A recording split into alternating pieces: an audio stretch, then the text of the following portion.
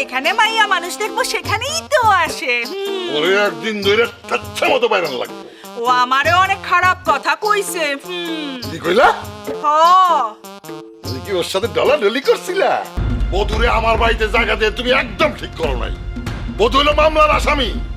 ওরে যদি পুলিশ এই বাড়িতে পাইতো আমারও তো মামলার আসামি করত। চিল্লায় না, বধূ তোমার লোক দেখে আমি আশ্রয় দিছি।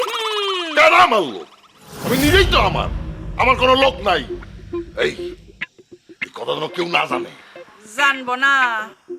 আসিল কতক্ষণ বধু? বেশিক্ষণ না। ময়না জানে বধুর কথা? না। ফুল বাবু আইছিল কে? ও কেন আইছিল জানো না? যেখানে মাইয়া মানুষ দেখবো সেখানেই তো আসে। ওরে একদিন ধরে টাচ্ছা মতো বাইরান লাগবে। ও আমারে অনেক খারাপ কথা কইছে। কি কইলা? হ তুমি কি ওর সাথে ডলাডলি করছিলা? আমি ওর সাথে ডলাডলি করতে যাবো কেন? এই সাবধানে কথা কইবা। ও তাহলে তোমার খারাপ কথা কইলো কে?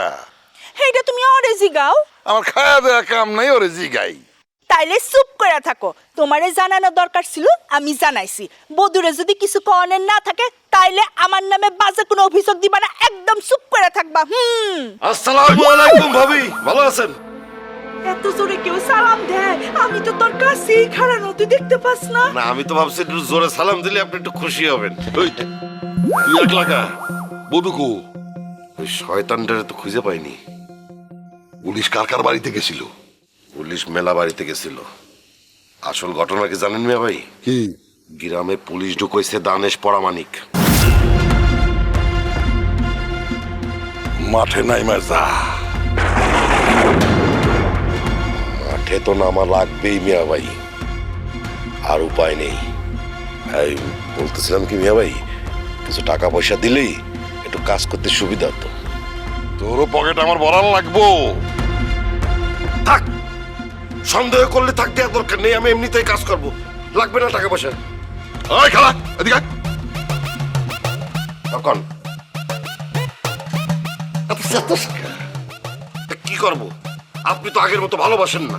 না ওনাকে আগের মতো ভালোবাসি না। যা কাজ শুরু কর, ফিল্ডে নামে পর। আজ তাহলে একটু বিষয়টা একটু দেখেন। ভাবি আসি, আসসালামু আলাইকুম। এই ওরে দিয়া কি করাতে চাইতেছো? সেইটা তোমার জানার দরকার নাই। তবে ভালো কিছু না। এই করে যা, শুয়ে থাকো। আমার কামের মধ্যে আসবা না, তাহলে দেখবা ফট করে মাথা দুটো ভাগ হয়ে গেছে। অত সোজা না আমার মাথা ফটানো। ফসিল মহিলা জানেই আমি কোনো ভালো কাম করি না, তারপরে এটা নিয়ে কথা কয়।